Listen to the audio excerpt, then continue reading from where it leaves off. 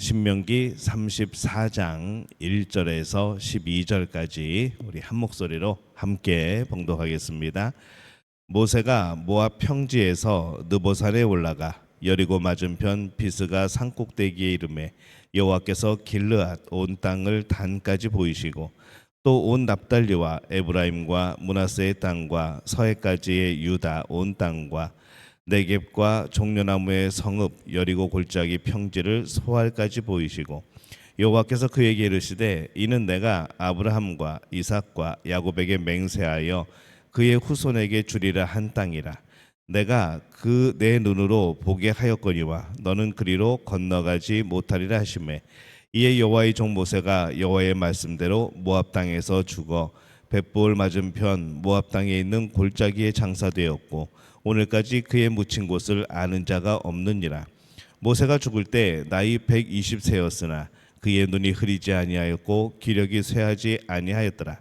이스라엘 자손이 모압 평지에서 모세를 위하여 애곡하는 기간이 끝나도록 모세를 위하여 30일을 애곡하니라. 모세가 눈의 아들 여호수아에게 안수하였으므로 그에게 지혜의 영이 충만하니 이스라엘 자손이 여호와께서 모세에게 명령하신 대로 여호수아의 말을 순종하였더라. 그 후에는 이스라엘에 모세와 같은 선지자가 일어나지 못하였나니 모세는 여호와께서 대면하여 아시던 자요 여호와께서 그를 애굽 땅에 보내사 바로와 그의 모든 신하와 그의 온 땅의 모든 이적과 기사와 모든 큰 권능과 위엄을 행하게 하심에 온 이스라엘의 목전에서 그것을 행한 자이더라. 아멘. 할렐루야. 하나님의 은혜가 오늘 새벽에 하루의 첫 시간을 주 앞에 드리는 우리 믿음의 가족들에게 함께 하시기를 예수님의 이름으로 축원합니다. 이제 오늘 신명기의 마지막 장 우리 함께 말씀을 나눕니다. 모세의 죽음에 대한 그런 말씀을 담고 있죠. 이 모세는 이 비스가라고 불리는 능선의 최고봉 이 느보산에 이제 오릅니다. 그래서 1절에 모세가 모압 평지에서 느보산에 올라가 여리고 맞은편 비스가 산 꼭대기에 이르매 여호와께서 길르앗 온 땅을 단까지 보이시고 이렇게 되어 있습니다. 이 그곳에서 하나님께서 이스라엘이 들어갈 약속의 땅 그렇게 기대하고 또 소망하고 또 그 약속을 바라보며 걸어왔던 이 약속의 땅을 드디어 보여주십니다. 어쩌면 모세의 눈을 열어서 이 가나안 땅의 모습을 더 자세하게 먼 곳까지 보여주셨을 수도 있습니다. 아니면 느보산에서 저 멀리 지평선 정도까지 또 보았을 수도 있겠죠.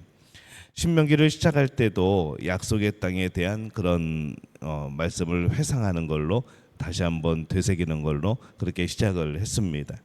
그래서 8절에 1장 8절에 보면은 내가 너희의 조상 아브라함과 이삭과 야곱에게 맹세하여 그들과 그들의 후손에게 주리라 한 땅이 너희 앞에 있으니 들어가서 그 땅을 차지할지니라 이렇게 이제 시작을 했습니다. 신명기를 마치면서도 이 약속의 땅에 대한 그런 말씀으로 마칩니다. 4절에 보면은 여호와께서 그에게 이르시되 이는 내가 아브라함과 이삭과 야곱에게 맹세하여 그의 후손에게 주리라 한 땅이라. 내가 내 눈으로 보게 하였거니와 너는 그리로 건너가지 못하리라 하시매 이렇게 기록을 하죠.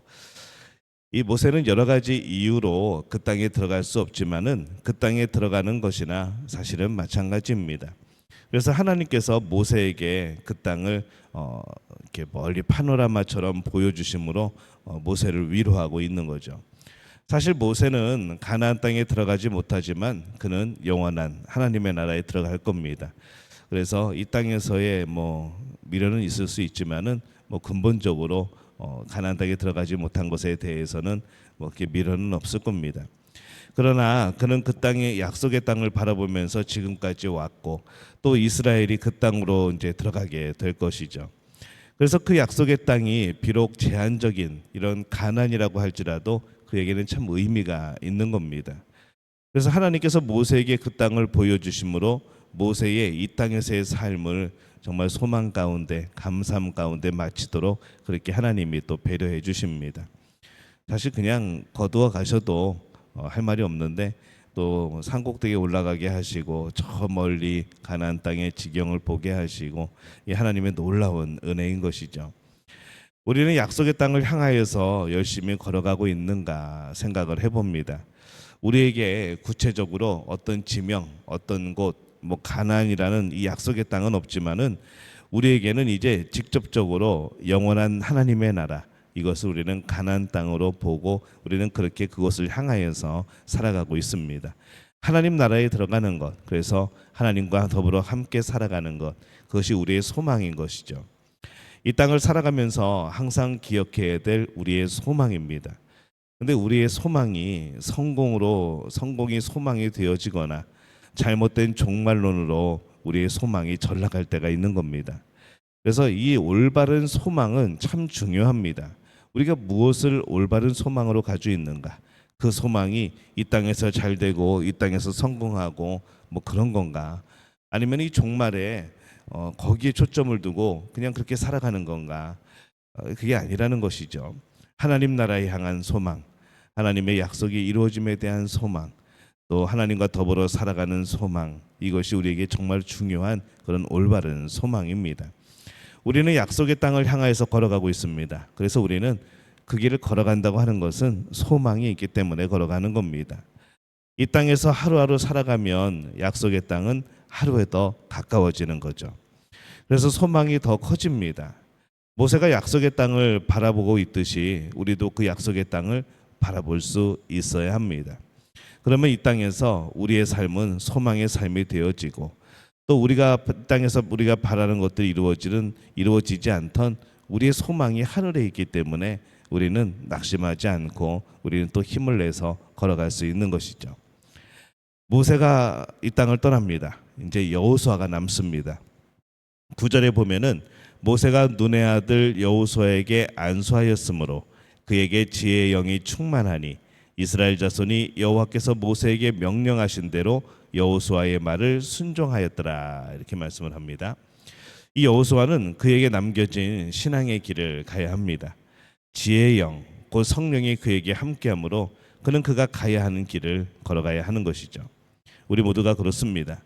우리에게 신앙의 거장의 부모가 있다고 하여서 그 자녀들이 저절로 신앙의 거장이 되어지는 것이 아닙니다. 우리 주변에 신앙의 그런 훌륭한 거장들이 있다고 하여서 또 주변의 사람들이 신앙의 거장이 되는 것도 아닙니다. 여호수아는 모세를 보고 자랍니다. 많은 것을 배웠을 것이고 또 여러 가지로 그가 이 모세를 바라보면서 많은 교훈을 얻었겠지만은 그는 그가 가야 하는 신앙의 길이 또 있는 것이죠. 우리도 우리 자신에게 주어진 신앙의 길을 가야 됩니다. 믿음으로 가야 하죠. 성령 충만하여 가야 합니다. 성령 충만을 간구하면서 그 길을 걸어가야 합니다. 남의 길이 어떠하든지 내가 가야 하는 길을 가는 것이 가장 중요한 것이죠. 누구 때문에, 어떤 이유 때문에, 무엇 때문에, 이게 아무런 핑계가 되지 않습니다. 내 신앙의 길은 하나님과 더불어 내가 가는 겁니다. 성령 충만을 구하면서 자신의 길을 가야 하죠. 우리가 가야 하는 길도 참 중요한 길입니다. 모세는 많은 부분에서 그리스도를 예표합니다. 상징을 하죠. 10절에 보면은 그 후에는 이스라엘의 모세와 같은 선지자가 일어나지 못하였나니 모세는 여호와께서 대면하여 아시던 자요, 이렇게 말씀을 합니다. 모세 이후에 그 같은 선지자가 일어나지 못하였고 예수 그리스도에 의해서 모든 것이 완성이 되어집니다. 모세가 하나님을 통하여서 행한 그러한 이적도 예수님에 의해서 행하여지고 완성이 되어지죠. 율법의 시작, 율법의 완성, 그렇게 되어집니다.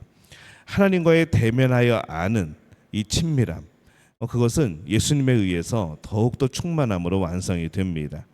모세가 하나님과 대면하여 잘 알던 사람이라고 표현을 하지만은 예수님은 하나님의 아들이죠. 그래서 이 친밀함의 완성이 되어집니다. 하나님과 우리와의 친밀함도 우리에게 참 중요합니다. 그것은 모든 신앙인이 가야 하는 길이죠. 우리가 모세만큼 하나님과 친밀할 수는 없어도 많은 부분에 더욱더 친밀하는 그런 노력과 또 그런 다가감이 있어야 합니다. 우리 또한 예수 그리스도의 놀라운 사역을 이미 압니다. 예수님이 어떤 일을 행하셨고 왜 이 땅에 오셨고, 또 우리는 성경 말씀을 가지고 있죠. 이 구약시대 때 그 당시에 이 성경이 뒷부분까지 다 없을 때 이분들은 얼마나 답답했을까라는 생각이 듭니다. 그때그때 주어진 하나님의 말씀으로 바라봐야 했고 소망을 가져야 했죠. 근데 우리는 이 성경 말씀, 예수 그리스도를 통하여서 구원을 이루신 구약과 신약의 이 말씀을 우리는 이미 가지고 있습니다. 성경 말씀은 하나님의 말씀입니다. 매일 성경을 언제든지 읽을 수 있고, 성경을 읽는 것은 그 언어, 문화 이것이 조금 다르기 때문에 조금 해석하는 과정이 필요하긴 하지만은 그것을 제대로만 해석을 한다면 하나님의 음성을 직접 듣는 것과 전혀 다르지 않은 귀한 것이 되어지는 것이죠. 이 성경이 참 우리에게 귀한 겁니다. 그래서 말씀을 읽음으로 하나님과 친밀해질 수 있습니다. 말씀과 가까이 한다는 것은 그래서 하나님과 가까이 하게 되어지는 겁니다. 모세는 이 땅에서 항상 약속의 땅을 바라보며 살았습니다. 그 나라에 대한 꽃을 피웠죠. 그 꽃은 영원한 나라에서 풍성한 열매로 드러나게 될 겁니다. 그의 육신이 비록 가나안에 들어가지는 못하였지만은 그는 궁극적인 약속의 땅인 영원한 하나님의 나라에 들어감으로 인해서 충분히 약속의 땅을 바라보면서 살아온 보람이 있을 겁니다. 우리 또한 약속의 땅을 바라보며 살아갑니다. 때로는 목적한 바를 이루지 못하였을 수도 있고, 또 뭔가 부족할 수도 있고, 또 뭐 이루었을 수도 있고, 뭐 서로마다 다른 그런 모습들이겠죠. 근데 우리가 하나같이 이 약속의 땅을 바라보며 살아간다면 이미 그것만으로도 우리는 충분히 소망의 길, 우리는 귀한 길을 걸어가고 있는 겁니다. 한시라도 영원한 나라에 대한 소망의 마음을 내려놓지 않는 우리 모두가 되어주시기를 축복합니다. 말씀과 기도로 하나님과 더 친밀해지시기를 바랍니다. 하나님을 더 알아가시기를 바랍니다. 하나님과 더 많이 교제하시기를 바랍니다.